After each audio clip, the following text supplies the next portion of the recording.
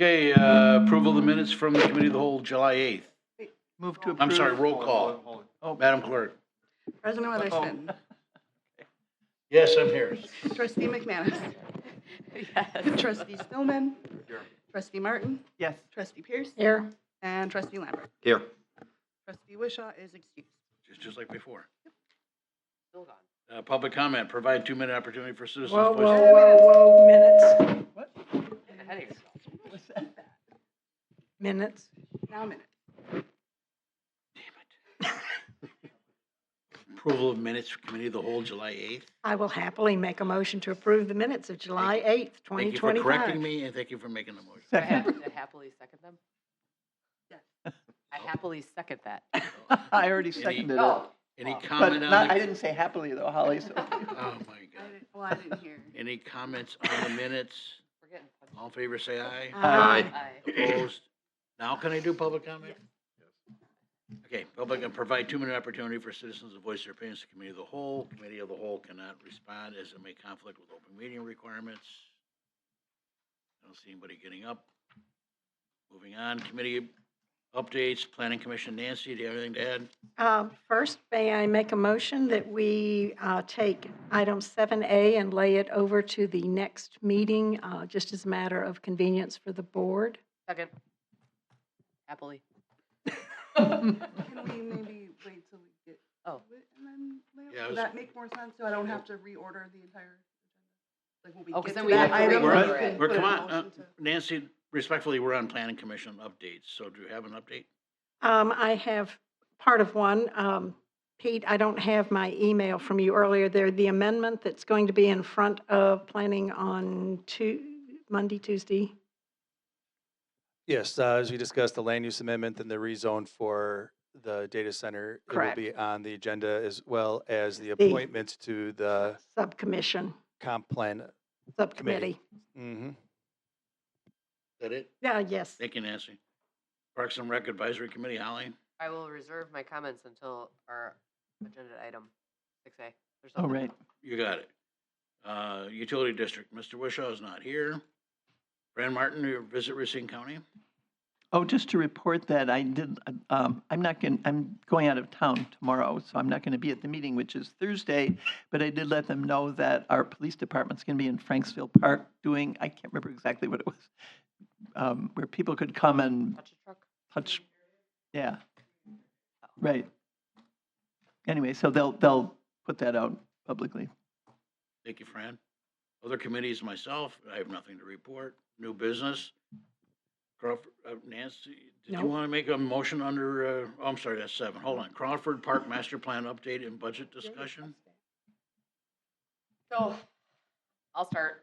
So part of the reason that we brought this forward was it came out of our last meeting, and it's kind of like the white elephant in the room is obviously we've already invested more than this that I've known our board to invest in our park system over the last couple of years to do what we've done so far in Crawford Park. And as we continue to push forward and make this a park where we want to be, our community wants to be, in kind of like the cornerstone park of our village, we need money. And Ryan every week or every month has presented a phase development, like where we're at each phase and what's to be expected to come and how much money we're anticipating, whether we're in budget, whether we need it for the next year. And so a big discussion at our last meeting was what do we want to see in the next portion? What do we want to see? How much is the board willing to go? Right? And we could toss around hundreds of thousands of dollars. We could toss around $1 million, 1.5 million. But if it's not palatable to this board, then I don't want to spin our wheels and just guess at what we're thinking. And so I think we waited to put the $1 million request out there right away, just because of the initial shock of that. But I felt that Ryan, we need to get in front of the budget just to kind of get an idea. And I wanted to give Ryan a moment to explain what we're looking at spending and why we think it's important, and then kind of get an idea of what we would expect for next year's budget. So if that makes sense. I'll take it from there, and essentially up on the screen and what was attached in the village board packet is the master plan that was approved back in 2022 and the phasing at which we've developed this park since that time.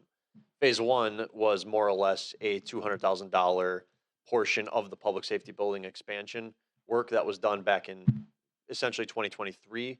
And then last year we borrowed $1 million to do the phase two, which included all the stormwater management. It included the mass grading of the entire property. It included actually a sledding hill, which wasn't part of the plan initially, but that we were able to get within that same project cost. And then, as all of you, I'm sure, are seeing out there every day, is that the phase three, which was the 1.3 capital borrow this past year, is for the pickleball, basketball, road, and parking lot that is under construction to date. During our meetings at the last Parks Committee meeting, we made a motion to recommend to the village board for a capital borrow of another $1 million, and that would be to do I'll zoom in here, the remaining portion of the parking lot and access onto Sunshine Lane. That would allow the community to access the existing facilities that are there today and the shelter primarily, which is rented nearly every weekend, multiple times, and potentially include the removal of the tennis court, transfer of that onto the newly paved court sport area here. So this would be the new tennis courts, removing of the old tennis courts here, and actually regrading and shaping this so that we have the potential for the open skating or flooding of that field so that we can actually provide another amenity as well. So that is just the potential phase four, and other discussions that we've had are also to look at doing the playgrounds and introducing the splash pad in combination with some of the site grading work and concrete and everything that would go along with that. However, based on talking to landscape architects, it would cost us $57,000 just to design and provide plans and things like that for the playground and the splash pad. The estimate alone for all of that work is around another $1.5 million for the playground and the splash pad. Now, as part of that master plan, it was a $10 million overall plan, and we're currently only at about $2.5 million in the first 2 years, maybe 3 years. And for reference, I did want to show everybody kind of where we've been at, if it will allow me. Ryan, while you're looking for that, just to update the board, we know that that's a sticker shock, obviously, and it's more than this board is used to giving to the park system in this community. But these and my concern is that we don't keep up with the building, the evolving of our park. So basically, we're updating one amenity at a time, and then we're taking a year or two to update another amenity, while our other amenities are not catching up, and people are still finding other places to spend their time because they go to a park and the playground is done, the pickleball courts are there, all the parking is done, it's all completed. And so our goal is to, within our committee, is to start trying to push this a little faster with the board's support in order to make our park more attractive to the younger families and even the pickleball players. I know that's a multi-generational sport, but that could bring their families to the park and completely enjoy it. I was just Ryan had sent me the South Shore Park by where the Frolics are and things like used to be down by off of Superior in Milwaukee. And they just debuted their brand new playground, but the sticker shock value on that is $600,000. And to think about that is a lot of money, but you combine the beer garden and the air show, the place was packed and families were there from all over. I'd rather keep our families here in Caledonia. And so it's not anything we have to come up with tonight because the budget is what we want it to be next year, and that's $1 million. But to start thinking about what this board would like to see on our next year's budget, because we'd ultimately like to get the playground and splash pad built within, not next season, but the following. And so just an idea, again, just to keep it in mind, to know that I know it's a 10-year plan, but in 10 years, one of my kids is going to be in high school. And I think that we're short selling our community with this type of investment when we should be investing in the park.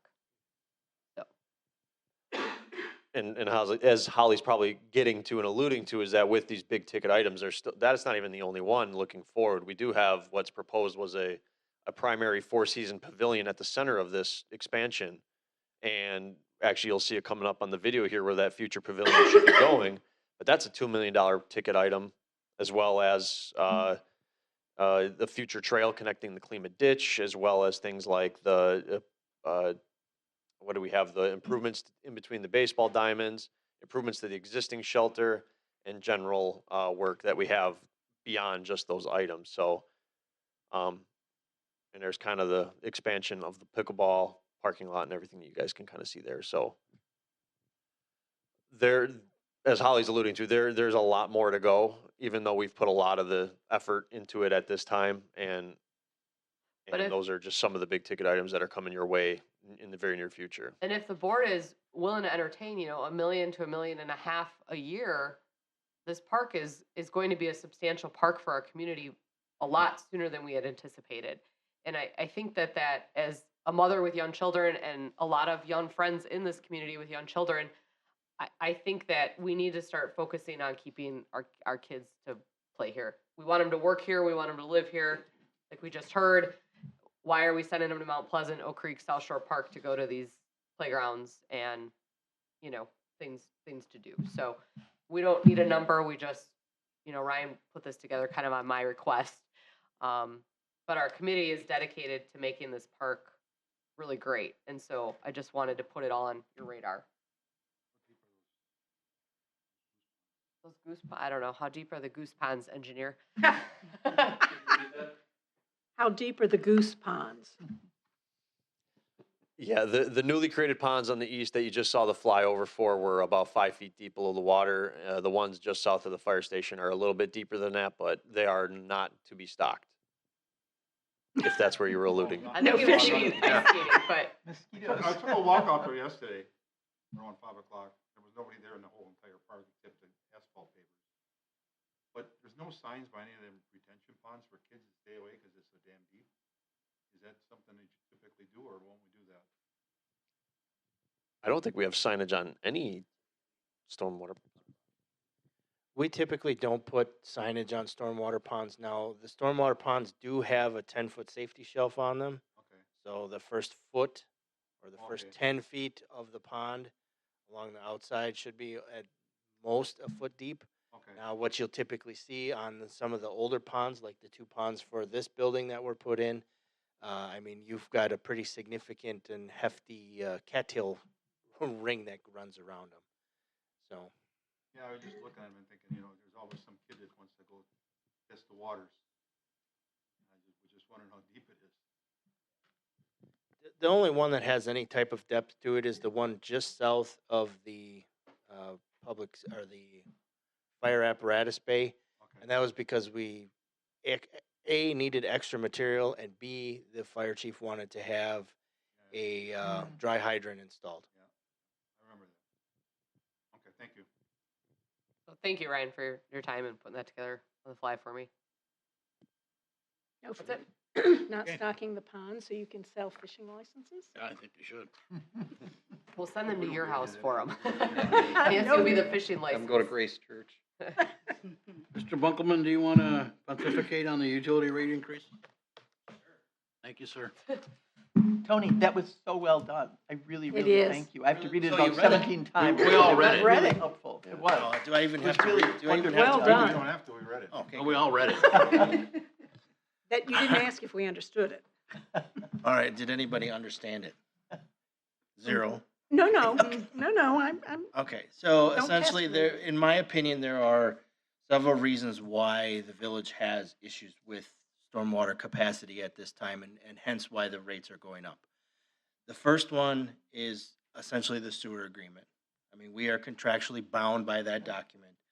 And if, again, all reading my memo, you had the 3 triggers that are in there that are basically 80% is slap your wrist, 90% is no more sewer extensions, and 95% is no more customer connections. Now, as you saw in the large table that is in the back, I had it kind of color coded with Yep. the exceedances. this So one. yellow was 80, orange was 90, and the red was greater than 95. Now, we have worked very hard at the commission, at the wastewater commission down in Racine, to keep ourselves out of a moratorium. Some of the events, I think you go back to the 2020 storms where like everything was red. The commission at the time realized that every community within all the SSR parties, Sturtevant, Mount Pleasant, Racine, Caledonia, every one of them had exceedances. And the commission is like, well, we cannot put a moratorium on the entire regional area. So they ended up, giving everyone a reprieve at that point. Fast forward a couple of years, and in 2022, we had some additional issues, which made me put together what I have somewhat entitled the Caledonia Peak Weather Mitigation Plan. That's another document that I put together to show Racine how we can stay within our contractual limits. So that's the first factor is that. And if anybody wants to see me on that mitigation plan, please let me know and I'll be more than willing to go through it with you. The second one is really the part of the Foxconn agreement. Essentially in 2017-18, there was a MOU that was put together between the county, Mount Pleasant, Caledonia, and what that MOU did was it defrayed costs from Caledonia for water infrastructure by the water wholesale water agreement. So it defrayed that cost. But what it did is it also required Caledonia to transfer one average day MGD capacity and the standard transfer unit that goes with it to Mount Pleasant. Now that had a value at that time of essentially $4 million. How they came up with that, I don't know, but that was the value that was put towards it. After going through that standard transfer unit, it actually severely impacted a lot of the 12 conveyance items that Racine keeps track of. It really hurts us quite a bit. There are a few options to try to get capacity back. A few years ago, I did reach out to Mount Pleasant, say, "Hey, can I buy it back?" And that was a hell no. I've also reached out to the city, and we had a couple of conversations years ago in regards to purchasing capacity from them. The feeling at the time was that we were, unfortunately, in my opinion, being fleeced. So those negotiations ended up stopping or quitting. And then we are sort of kind of going on a new thing right now of at the Wastewater Commission, we formed a technical advisory committee, which I am a part of. It's myself, Tony Byer from Mount Pleasant, Jack Feiner from Sturtevant, and Nate Tillis from Racine. And we are exploring the possibility of re-rating the wastewater treatment plant. There are significant changes in technology that have occurred since that plant was built or since the plant was last modified that we might be able to get some additional capacity out of that plant without having to do a satellite plant, which is years away. We are in the early stages of that TAC right now. We have reached out to the DNR, and we did have a sit down with them to discuss this in particular. Their first response is, what are your peaking values? What are your peaking rates? So looking at the other page that was in this packet that I gave you, I figured out what our peaking factors are. Our peaking factors are a little high as well. Our peaking factors are about 5 point, I think it's the last page, Ryan. I believe it was 5.8 and 5.7. Keep going. Next one. That's the one. So at Riverbend, right now, our peaking factor is about 5.84, and that is based off of all of the heavy rain events that have occurred since 2022, I believe that number is. And then at Central, we are at about 5.7 at a peaking factor. A normal peaking factor for our population is, according to the 10 state standards, is about 3 to 3.5. So we are a little high. Now, we are not the worst off. Racine has seen peaking factors of 10 and 11. So again, we're not the worst off, but we still have work to do. The next factor that kind of comes in it kind of plays with this is I&I, infiltration and inflow. We are looking at, again, we looked at the peak factors. We are looking at doing public side projects that will tighten up the public side of the infrastructure, but there is always a private side that goes with it. Laterals to homes are also contributing to the I&I issue that we have. We can look at buttoning up as much as possible we can on the public side, and it may not result in anything because the private side has issues as well. So one of the things that Lee was hinting at, I believe at our last update, is that we are looking at putting together an ordinance for sanitary sewer lateral inspections. Right now, that is an ordinance that is looking at trying to televise laterals in 3 different aspects. One of them would be at point of sale. So as a requirement of selling a home, the lateral would need to be televised. It would need to be in good shape. It would need to make sure that it doesn't have any defects. There's also a somewhat of an inspection that goes along with it, making sure that there's no downspouts, there's no sump pumps, there's nothing else tied into the sewer system that shouldn't be. The second way that we look at it, or we would look at televising, is if we do happen to do a public project, sanitary relay, we would look at televising the sanitary sewer laterals, the private side, at the point of where we put our clean out at the right-of-way line. We would televise those back to the homes. We are looking at the legality of doing that at this point in time. More to come on that, I guess. The third part is when there's a backup that occurs. When a backup occurs, we let people know, hey, you need to get this thing cleared. We will not clear it for you.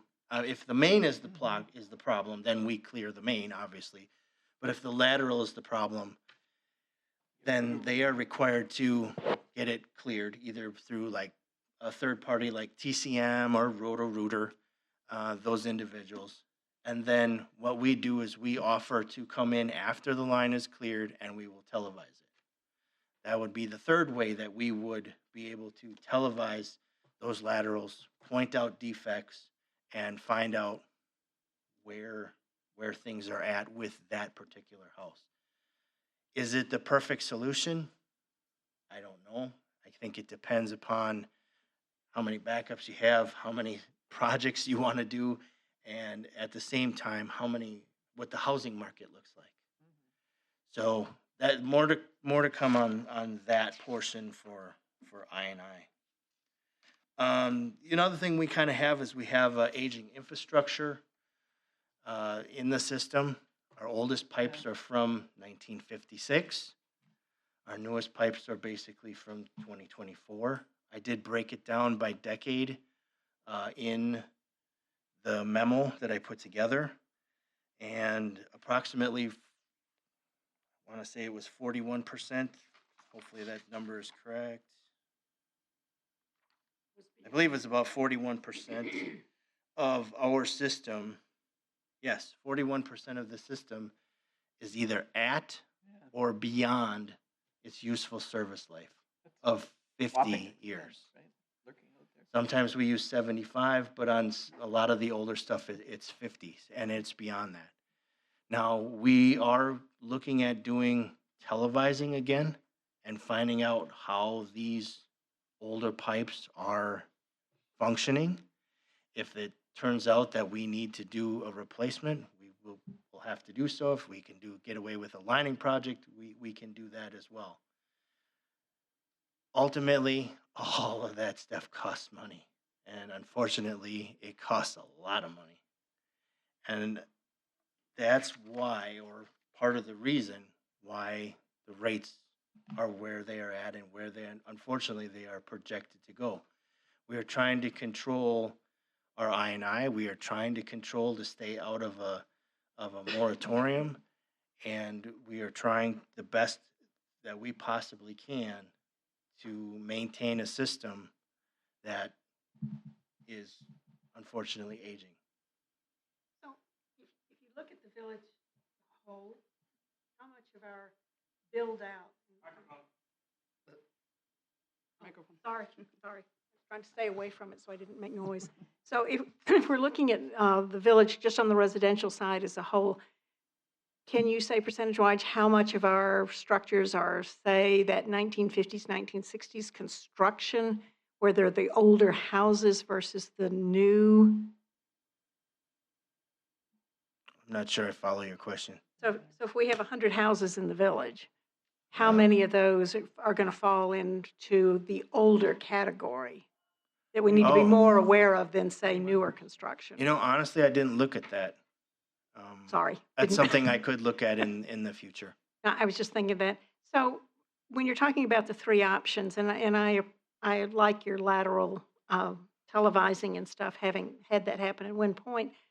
On the sales of the house, I mean, it makes sense when you're turning a house over. Any discussions with real estate salespeople on how they feel like putting that kind of added cost into a sale? We are definitely going to have some type of a public outreach, public education program component that goes along with this ordinance if it does go forward. Okay. That's it. Tony, just so Yes. that you know, I put this out on social media, but you know, there's a Caledonia area Facebook This? page. Yeah, Really? yeah, I did. And yes, and got, Yeah, well, because goody. I thought people complain about their utility bills. Well, they Sure. ought to know why. And I do think it's helpful. I mean, there was some feedback. I'm not saying 1,000 people read it and said, you know, I memorized it, but there was some feedback, and I do think it's helpful. And actually, I think the Planning Commission should also be given a copy of this because it really is relevant to planning. I thought it was extremely well done. I really thank you for it. Oh, well, thank you. I appreciate that.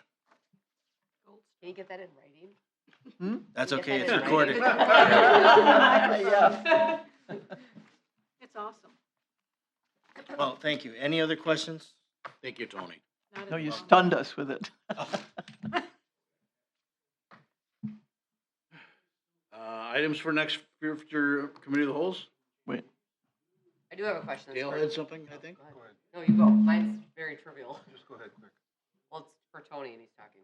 Okay. Oh.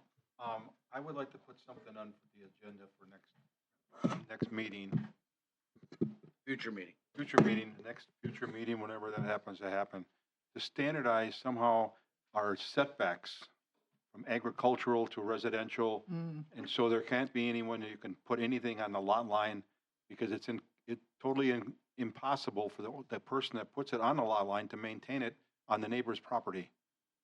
Okay, so I have discussion on standardization of setbacks, is that? okay? Yes, In All right, next. agricultural or residential? both. All. Oh, Ooh. It's not that difficult. It's 25 feet for agricultural, Really? 5 feet for residential, but we have a setback that you don't have to have anything if you have a swing set or a playground on your lot line.